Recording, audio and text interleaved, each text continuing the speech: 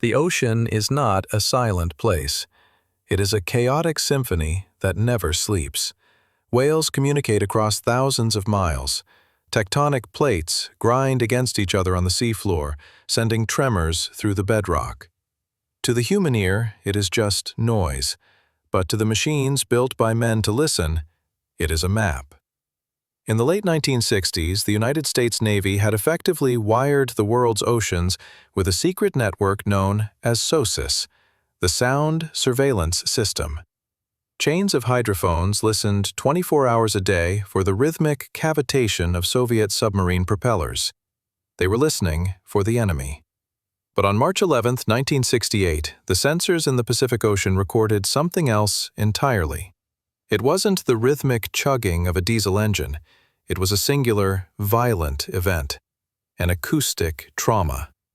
The hydrophones picked up a low-frequency transient signal, a massive release of energy that traveled thousands of miles through the deep sound channel.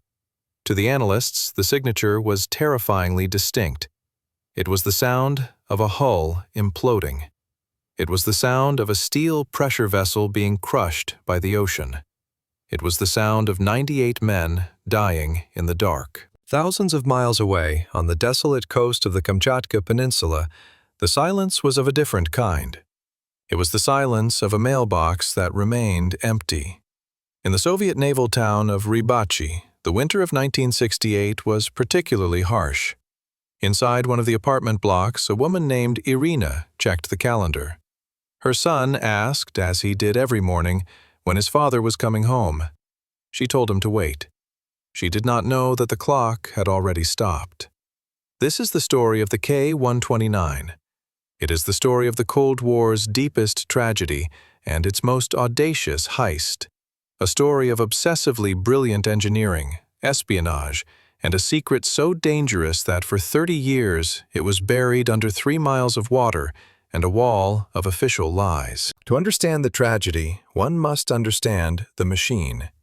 The K-129 was a Golf II class submarine. By 1968, she was an anomaly, a relic of a transitional era. While the Americans were fielding sleek, fast, nuclear-powered submarines, the K-129 was a diesel-electric dinosaur. She was 99 meters of steel, powered by 3 massive diesel engines that required her to run near the surface to breathe. She was noisy, she was slow, and she was dangerous, not just to the enemy, but to her own crew. The design was compromised by its payload.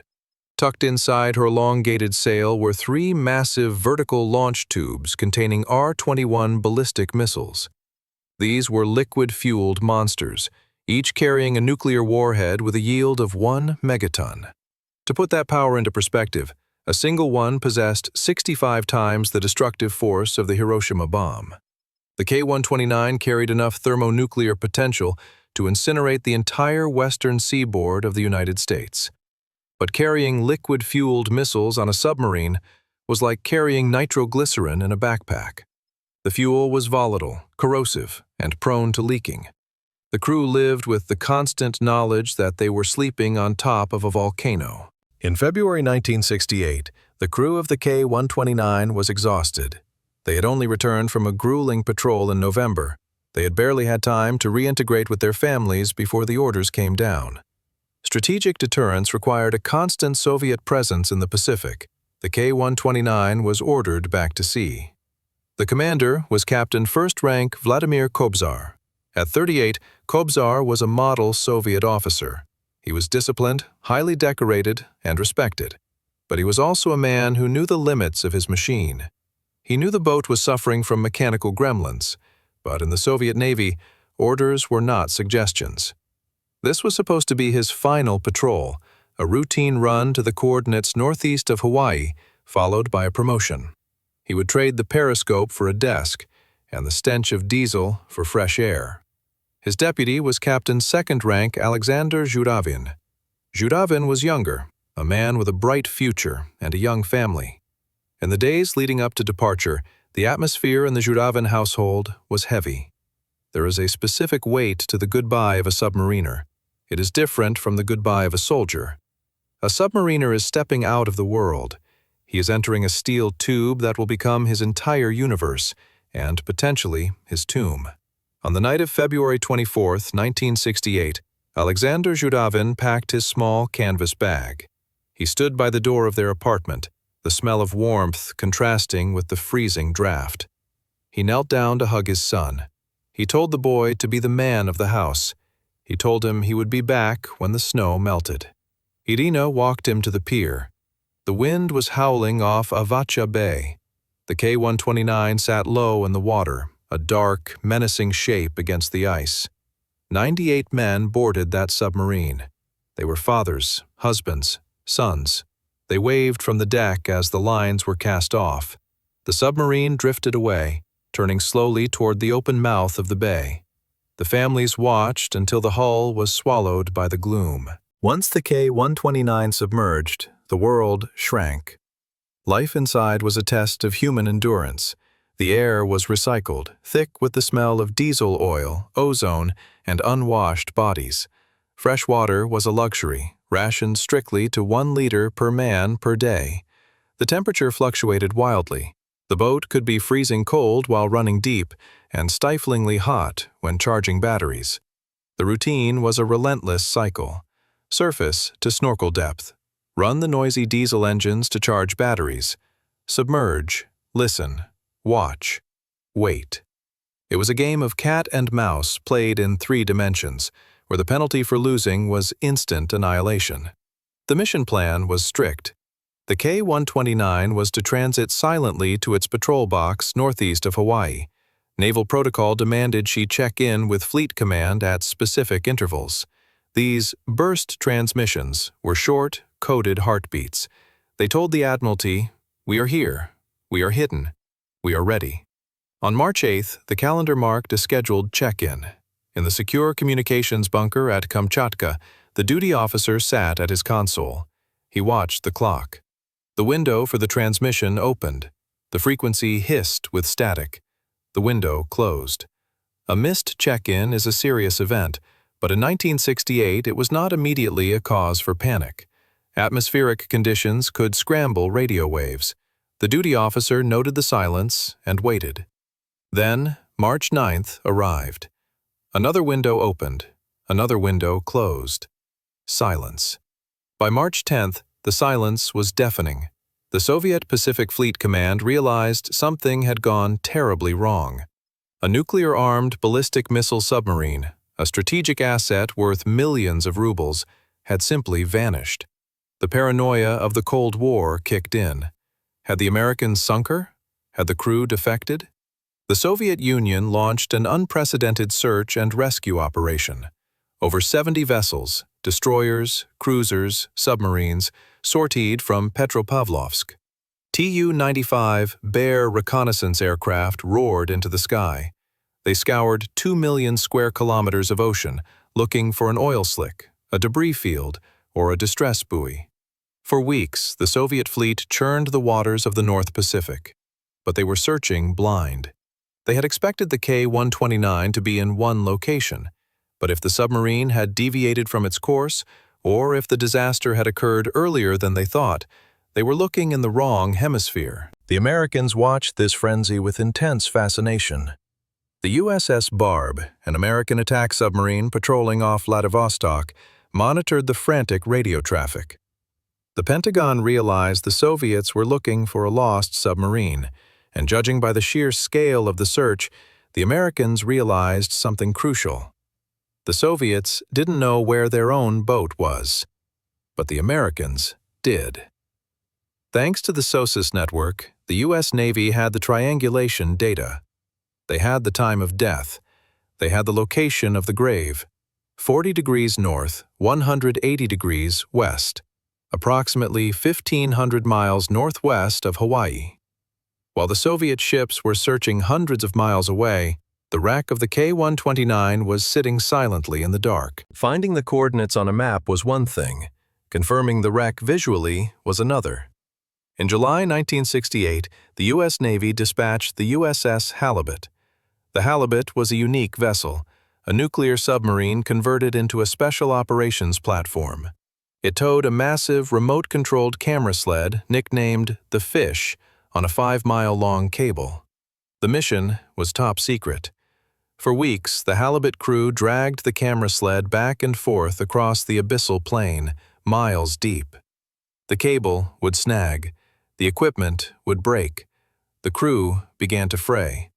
They reviewed thousands of photographs that showed nothing but unending gray silt. And then, a ghost appeared on the monitors. The strobe lights on the camera sled fired, cutting through the eternal night. There, rising out of the sediment, was a steel fin, then a propeller, then the mangled ruin of a conning tower. The number 129 was faintly visible on the hull. The K-129 lay at a depth of 16,500 feet. The Titanic lies at 12,500 feet. The K-129 was nearly a mile deeper. The pressure is over 7,000 pounds per square inch. The submarine had broken into two main pieces. The explosion had traumatized the hull, but critically, the section containing the missile tubes and the control room appeared relatively intact. The intelligence community looked at the photos and saw the Holy Grail. If the United States could recover this wreck, they wouldn't just get a Soviet submarine. They would get the R-21 nuclear missiles. Even more valuable were the cryptographic machines and the code books. If the NSA could get their hands on the physical code books from 1968, they could retroactively decrypt years of intercepted Soviet naval traffic. They could read the enemy's mind. It was an intelligence coup that could win the Cold War. But the logistical reality was paralyzing. The Navy's engineers looked at the depth, 3 miles down, and shook their heads. "It's a war grave," they argued. "It's impossible to lift." They pointed out that the deepest salvage in history at that time was only a few hundred feet. To lift a 2,000-ton steel carcass from 16,500 feet was engineering fiction. But the CIA does not like the word impossible. The project was handed to the agency's Directorate of Science and Technology. The man in charge was John Perengoski. He decided they would not just drag the sub up with cables. That was too crude. They needed to pick it up gently. They needed a giant claw. The secrecy requirements were absolute. You cannot build a ship the size of an aircraft carrier, sail it to the middle of the Pacific, and park it there for months without attracting attention. The Soviets watched the oceans with satellites. The CIA needed a cover story. And it had to be a cover story so big and outlandish that nobody would suspect it was a lie. They needed a madman. They found Howard Hughes. Howard Hughes was the perfect front. He was a billionaire aviator, a movie producer, and a notorious eccentric who had vanished from public life. The CIA approached Hughes's company with a proposition. The U.S. government would fund the construction of the ship, but it would be branded as a Hughes enterprise. The cover story was ocean mining. The company announced that Hughes was investing hundreds of millions of dollars to mine manganese nodules, rocks rich in rare metals that litter the ocean floor. It was a brilliant lie because it was grounded in truth. The fact that Hughes was willing to spend a fortune on unproven technology fit his reputation perfectly. If anyone asked why the ship was so secretive, the answer was simple: corporate espionage. Hidden behind this wall of publicity, the CIA built the Hughes Glomar Explorer. Constructed in a shipyard in Pennsylvania, it was a monster of a ship, 618 feet long. It looked like an oil derrick mounted on a cargo ship, but its interior was something out of a science fiction novel. The center of the ship was hollow. It contained a massive internal hangar known as the moon pool. The floor of the moon pool was composed of sliding gates that could open to the sea below. This design was crucial. It meant the capture vehicle could be loaded into the ship from beneath, and the submarine could be pulled up inside the ship, shielded from the prying eyes of Soviet satellites. The lifting mechanism was a technological marvel, codenamed Clementine. It was a massive steel claw, weighing over 2,000 tons itself, equipped with powerful hydraulic fingers designed to dig into the seabed and cradle the submarine. It would be lowered on a pipe string, huge sections of steel pipe screwed together one by one, extending 3 miles down into the abyss. The challenges were endless. The ship had to remain perfectly stationary in the open ocean. To achieve this, engineers invented dynamic positioning, using computers to fire thrusters on the ship's hull, making micro-adjustments every second to keep the ship hovering over the target. The cost was astronomical. By the time the ship was ready in 1974, the bill had climbed to over $500 million, equivalent to nearly $3 billion today. It was the most expensive intelligence operation in history. In the summer of 1974, 6 years after the K-129 died, the Glomar Explorer arrived at the target site. The crew was a strange hybrid. There were roughneck drillers from the oil industry who believed they were mining for rocks. And there were CIA operatives disguised as company men who knew they were robbing a grave. The operation, codenamed Project Azorian, began. The moon pool doors opened. Clementine was lowered into the water. Section by section the pipe was assembled. The claw descended into the darkness, deeper and deeper, passing through the twilight zone, into the midnight zone, toward the abyssal plain. The tension on the ship was palpable. And then, the radar blipped. A ship was approaching. It was a Soviet naval tug, the SB-10. Then came a Soviet missile range instrumentation ship. The Soviets were curious. What was this American behemoth doing in the middle of nowhere? The Soviet ships circled the Glomar Explorer. They moved in close, dangerously close. On the bridge of the Glomar, the captain sounded the collision alarm. The CIA team prepared for the worst. They had crates of mining equipment stacked on the deck to block the view of the moon pool. Below decks, they had rigged the classified data recorders with thermite grenades, ready to destroy the evidence if the Soviets attempted to board. It was a standoff at sea. The Soviet captain radioed Moscow, but the cover story held. The Soviets saw a mining ship. They saw men in hard hats handling pipe. They couldn't see the claw 3 miles beneath the keel. Eventually, assuming it was just another crazy capitalist venture, the Soviet ships turned away. The Americans were alone again. Clementine reached the bottom. The cameras confirmed the position. The operators in the control room maneuvered the claw. The hydraulic fingers dug into the sediment, wrapping around the hull of the K-129. The grip was secure. The lift began. The winches groaned under the strain. The pipe string sang with tension. They were lifting 2,000 tons of waterlogged steel, plus the weight of the pipe itself. Inch by inch, the submarine rose from its grave. It had been resting there for 6 years. Now, it was flying. The ascent took days. They lifted it 1 mile, then 2 miles. The excitement in the control room was electric. They were 9,000 feet from the surface. Perengoski prepared to brief the president on a total success. But the ocean is a jealous guardian. As the submarine neared the halfway point, a shudder ran through the Glomar Explorer. A loud, resonant bang echoed through the hull. In the control room, the monitors flickered. The load gauges dropped. Disaster. The K-129's hull had been shattered by the original explosion in 1968. Under the strain of the lift, the steel finally gave way. 3 of the claw's massive fingers snapped. The submarine tilted. The rear 2/3 of the vessel, the section containing the nuclear missiles and the code room, slipped free. The crew watched in horror on the closed-circuit TV. The massive section of the submarine tumbled away, silently spiraling back down into the darkness. It fell for miles, eventually smashing into the seafloor. The prize was gone. The CIA team was devastated. All they had left in the claw was the nose section, the forward 38 feet of the submarine. It was the torpedo room and the berthing area. Defeated, they continued the lift. They hauled the remaining nose section up. It broke the surface of the moon pool. The massive doors slid shut beneath it. The water was pumped out. Project Azorian was, technically, a failure. But as the water drained away and the CIA retrieval teams moved in to inspect the wreckage, the mood shifted from disappointment to solemnity. They didn't find codes. They didn't find missiles. But they found something else.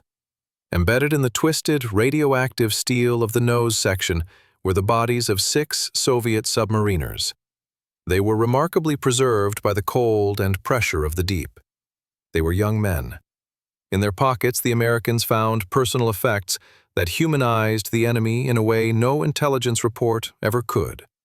A handwritten letter from a mother, a picture of a girlfriend, a daily logbook. Suddenly, the Cold War rivalry evaporated. These weren't commie targets. These were sailors, men who had died doing their duty, just as the men on the Glomar would have done. In a moment of profound humanity, the CIA made a decision. They could have disposed of the remains quietly. Instead, Director William Colby ordered that they be given a full military funeral. On September 4, 1974, a hatch on the deck of the Glomar Explorer was opened to the gray sky. 6 metal caskets were arranged in a row. A U.S. Navy honor guard stood at attention. They did not drape the coffins in the American flag. In a gesture of supreme respect, the CIA had fabricated a Soviet naval ensign, the hammer and sickle flag, and draped it over the enemy dead. The ship's loudspeakers played the Soviet national anthem. The music drifted out over the empty Pacific. A U.S. Navy chaplain stepped forward. He read the service for the burial of the dead at sea in English and Russian. "Into thy hands, O Lord, we commend the souls of thy servants." The Americans saluted. There was no hatred in their eyes, only the silent brotherhood of the sea. The board was tilted. One by one, the caskets slid into the water. Splash, splash, splash. They returned to the deep, this time with honor. The entire ceremony was filmed in color, classified top secret, and locked in a vault in Langley. The Soviet Union knew nothing of this. To the Admiralty in Moscow, the men of K-129 were still listed as missing. Their families were still in limbo, denied the full pensions given to the families of those killed in action, because the state refused to admit the sub was lost. Secrets of this magnitude have a way of surfacing. In 1975, the story broke. Investigative journalist Seymour Hersh uncovered the true nature of the mining ship. The headlines screamed from the front page of the New York Times. The cover was blown. The White House was cornered. The Soviet Union was furious, calling it an act of piracy. When journalists filed Freedom of Information Act requests demanding the CIA confirm the operation, the agency found itself in a legal paradox. To admit it was to admit an act of war.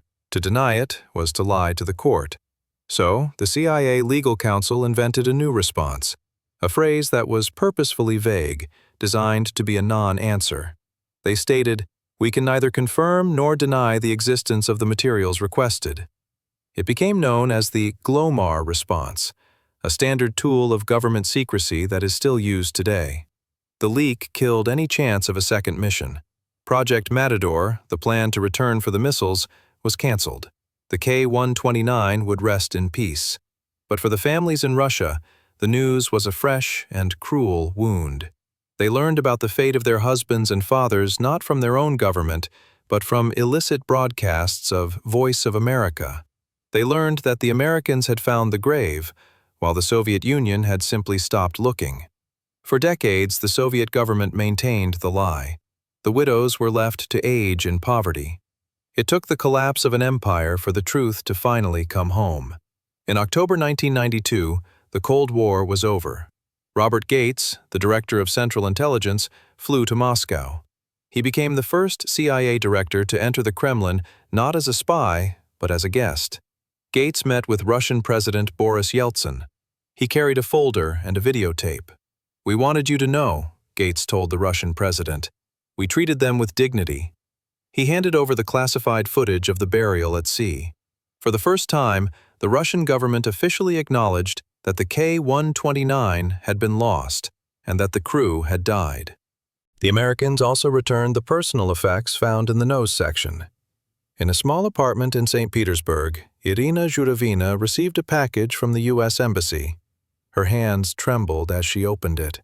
Inside was a small plastic bag, and inside that bag was a gold wedding ring. She held it to the light. It was battered, cold, and scratched, but it was his. It was the ring she had placed on Alexander's finger years ago. It was the first physical proof she had that he was gone, that he hadn't defected, that he hadn't abandoned her, that he had died a sailor.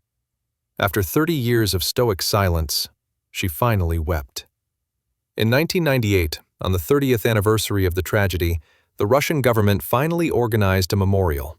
The families were taken to the coordinates, 40 degrees north, 180 degrees west. The ocean looked exactly as it had in 1968. The water keeps no memory. It shows no scars. The waves rolled on, indifferent to the history beneath them. Irina stood at the rail of the ship. She was an old woman now, her hair white, her face lined with the years of waiting. Beside her stood her son, now a grown man with children of his own. She held a bouquet of red carnations. The wind pulled at her coat. She looked down into the abyss, past the reflection of the sky, down into the dark where the steel tomb lay rusting in the silence. She tossed the flowers. They arced through the air, bright red against the gray sky, and hit the water. They bobbed in the swell, drifting slowly apart. Project Azorian was a technological miracle. It was a failure. It was a heist. It was an act of war. But in the end, it was a funeral. We spend billions to build machines to conquer the deep. We build missiles to conquer our enemies. We build walls of secrecy to hide our actions. But the ocean claims it all eventually. The steel rusts. The codes become obsolete. The empires fall. All that remains, floating on the surface of the indifference of history, is the love of those who wait.